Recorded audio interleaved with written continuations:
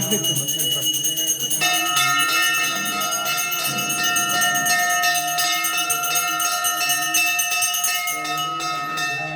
సార్వభౌమాయ మంగళం.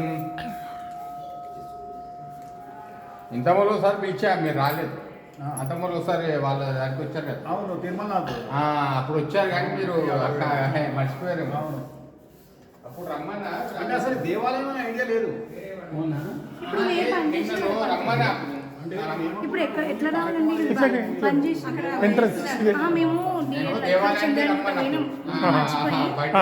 పక్క పంట ఉన్నది, రూట్ ఉన్నది, పక్క పంట రూట్.